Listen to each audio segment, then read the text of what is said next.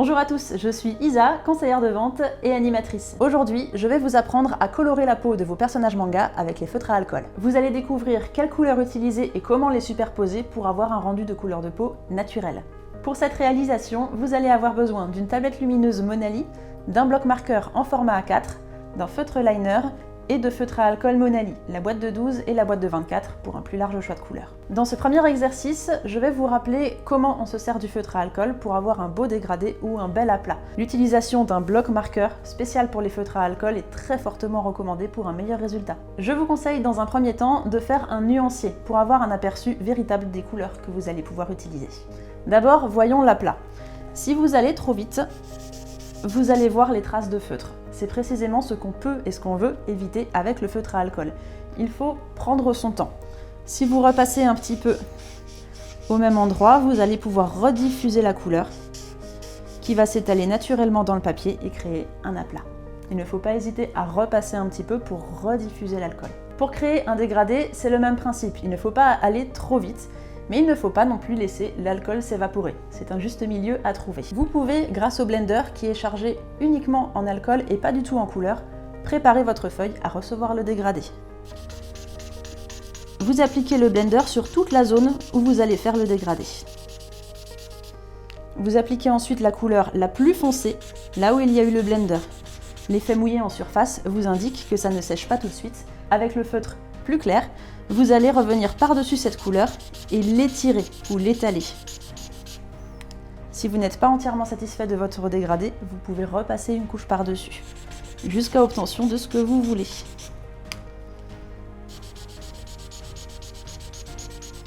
Le but étant de se servir de la couleur la plus claire pour étirer la couleur la plus foncée avant qu'elle ne sèche sur la surface du papier. Avec le blender, vous pouvez aussi utiliser vos couleurs en plus désaturées, plus douces, plus naturel. Voici comment. Vous l'utilisez sur un papier à part, surtout pas le papier de votre réalisation. Avant qu'il ne sèche, avec la pointe du blender, vous allez prélever de la couleur. Vous allez ensuite pouvoir, toujours avec le blender, la réappliquer à côté. Elle sera beaucoup plus claire et vous allez pouvoir avoir un dégradé beaucoup plus passé. Si vous utilisez cette technique pour avoir des couleurs plus claires, n'oubliez pas après de nettoyer votre blender sur une feuille à côté car elle contient toujours de la couleur. Certaines couleurs sont plus difficiles à nettoyer que d'autres. Je vous invite à imprimer le gabarit sur une feuille A4 et à le placer sur votre tablette lumineuse. Vous allez prendre votre feuille de layout et la placer par-dessus. La transparence va vous permettre de la calquer avec un feutre liner. Si vous n'êtes pas à l'aise à l'idée de faire directement au liner, prenez un crayon graphite, vous aurez toujours la possibilité d'effacer. Pour vous assurer que votre feuille ne bouge pas pendant que vous dessinez, vous pouvez la fixer au support grâce à du scotch repositionnable.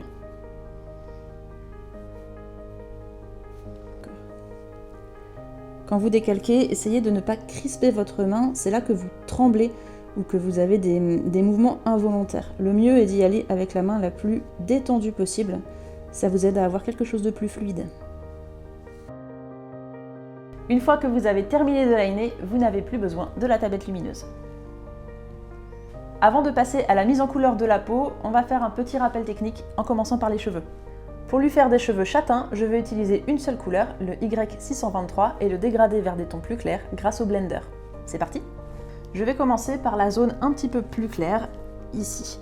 Je commence par appliquer mon blender, comme je vous ai montré tout à l'heure, sur toute la zone. Sur le côté plus foncé, j'applique la couleur pure. Et en entrant dans la zone blender, on a déjà un dégradé un peu plus clair qui s'effectue tout seul, qu'on va venir forcer en étirant la couleur avec le blender. On a ici un petit effet de séparation qu'on va pouvoir éliminer tout de suite, en repassant une deuxième couche de marron et en l'étirant à nouveau avec le blender. Au fur et à mesure que vous répétez cette opération, vous allez petit à petit effacer les délimitations et vous retrouver avec un beau dégradé. Une fois que votre blender est chargé avec une couleur, n'hésitez pas à le décharger sur une autre zone sur laquelle vous voulez une couleur très claire.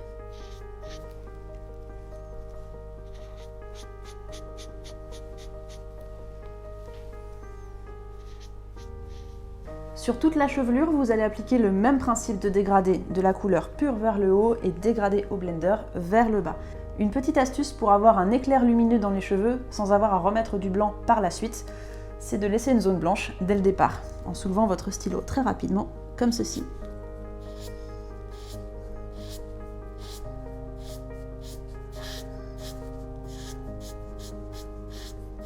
Et par la suite, toujours le même dégradé vers une couleur plus claire avec le blender.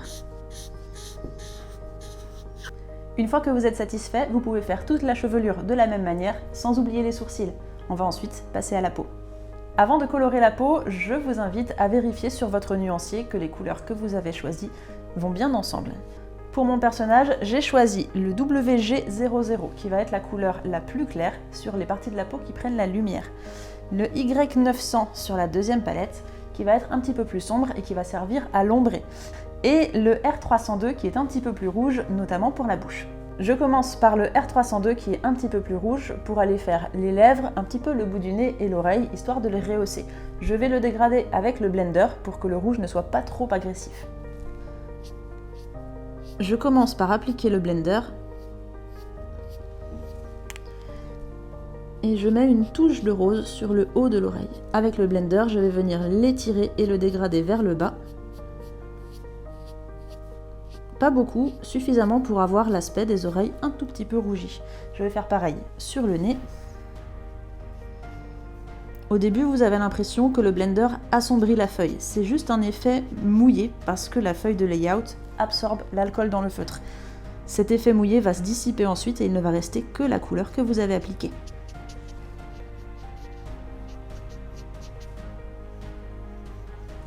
Pour la bouche, vous n'avez pas besoin d'utiliser le blender. Les lèvres sont naturellement plus roses, vous pouvez utiliser la couleur pure.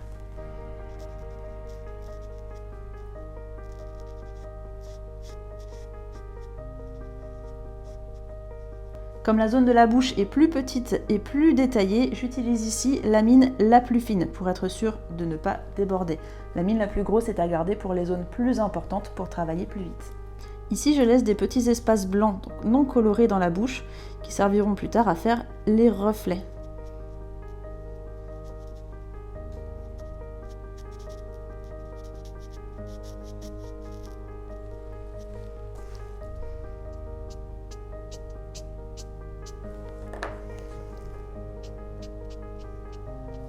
J'applique aussi un petit peu de rose sur le bord des yeux.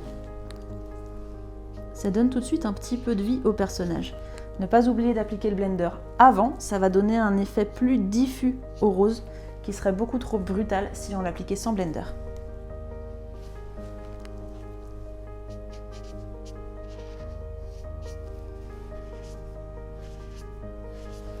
Vous pouvez vous servir de la pointe fine du rose pour aller faire le petit morceau de peau qu'on voit à l'intérieur des yeux, qui est toujours un petit peu plus rouge que la peau.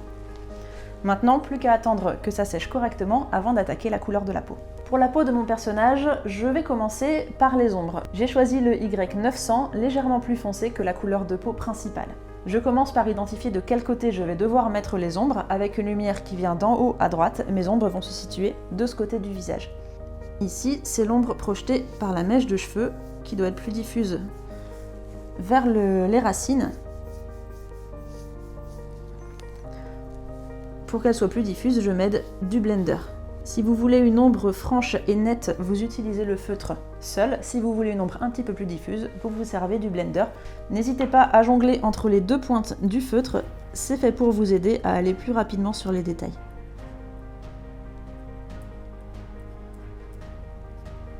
Toute cette partie doit être dans l'ombre.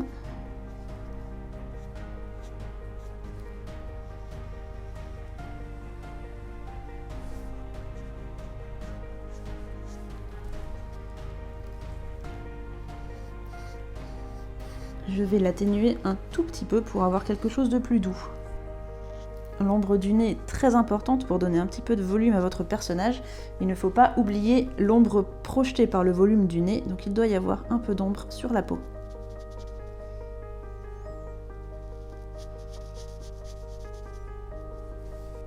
Pareil pour la bouche, vous lui donnez du volume en ajoutant quelques ombres.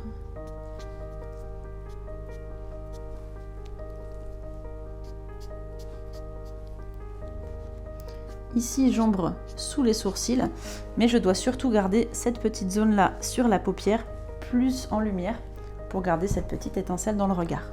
La paupière du dessous, en revanche, projette forcément une ombre. Une fois que ça a commencé à sécher, je peux rajouter une deuxième couche de la même couleur pour l'assombrir un petit peu sur les endroits clés qui reçoivent plus d'ombre. Ça me permet d'utiliser une seule couleur pour avoir plusieurs niveaux d'ombrage différents.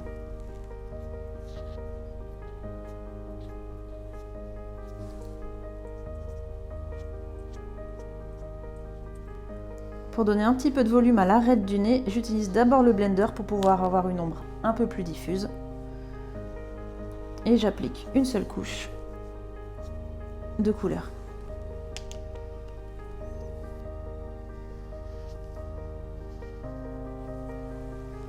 Une fois que l'effet mouillé se sera évaporé, vous aurez une ombre assez délicate sur l'arête du nez. Prenez bien le temps de laisser sécher la zone où vous avez mis du blender, car si vous repassez une autre couleur alors que le blender n'est pas encore évaporé, vous allez avoir une tache plus claire. Maintenant que mes ombres sont sèches, je vais attaquer la couleur principale de la peau. J'ai choisi la plus pâle, le WG00. La difficulté quand vous colorez un visage, c'est de ne pas se laisser éparpiller. Vous devez travailler assez vite pour que l'alcool ne sèche pas, mais vous devez quand même prendre votre temps pour avoir un bel aplat. Le truc, c'est de ne pas commencer au milieu du visage. Si je commence ici sur le nez, je vais devoir gérer le séchage de toutes les directions en même temps. Vers le front, vers la joue droite, vers la bouche, vers la joue gauche. Je vais partir d'un côté. Je suis droitière, donc je vais partir de la gauche. Je vais commencer à colorer ici, puis comme une imprimante, aller balayer la zone jusqu'à obtenir le résultat complet du visage. S'il y a des zones que vous voulez laisser un petit peu plus claires, vous pouvez soit ne pas les colorer pour garder du blanc, soit mettre avant un petit coup de blender pour que la couleur soit plus pâle au passage par-dessus. Je vais juste appliquer du blender aux endroits qui prennent beaucoup la lumière, un petit peu ici, un petit peu là, et sur l'arête du nez. Et maintenant, c'est parti! Pour avoir une belle couleur bien homogène, je dois repasser sur les zones sur lesquelles j'ai passé de l'ombre. Ça me permet d'avoir une couleur qui est beaucoup plus soutenue, et si mes deux couleurs d'ombrage et de peau ne sont pas complètement cohérentes ensemble, ça permet d'avoir quelque chose de plus naturel. Ici, on a un effet assez sombre puisque la couleur étant très claire, l'effet mouillé l'assombrit énormément. Une fois que ce sera sec, elle aura la peau plus pâle. N'oubliez pas de bien prendre votre temps et de repasser là où vous êtes déjà passé pour bien étaler la couleur. Même avec la technique de balayage, je me retrouve parfois obligée de contourner des obstacles et de gérer deux zones de séchage en même temps. C'est un petit peu plus difficile, mais c'est inévitable quand on fait des visages. S'il y a un endroit où vous constatez une petite démarcation, n'hésitez pas à repasser dessus. La couleur est suffisamment claire pour qu'elle ne fonce pas au repassage. Si vous devez agir pour corriger une zone, il faut le faire avant que ça sèche. Le temps que le visage sèche correctement, je vais pouvoir faire la couleur sur le cou. Vous remarquerez que je n'ai pas encore mis de couche d'ombre sur le cou. La couleur est suffisamment claire pour que je puisse la faire après. Si vous avez une peau qui est plus foncée, il sera plus difficile de l'ombrer après coup sans avoir quelque chose de trop sombre et du coup peu visible. Lorsque vous avez des zones qui sont délimitées par le line, ici le collier me coupe le cou en deux.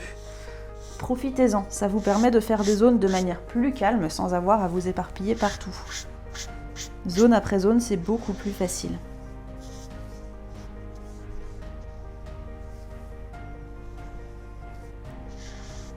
Une fois que la couleur de base du cou est sèche, je peux ajouter l'ombrage, toujours avec le Y900, la même que pour le visage. Toujours selon la direction de la lumière, ajouter les ombres de manière logique. Donc là, on a l'ombre portée du menton.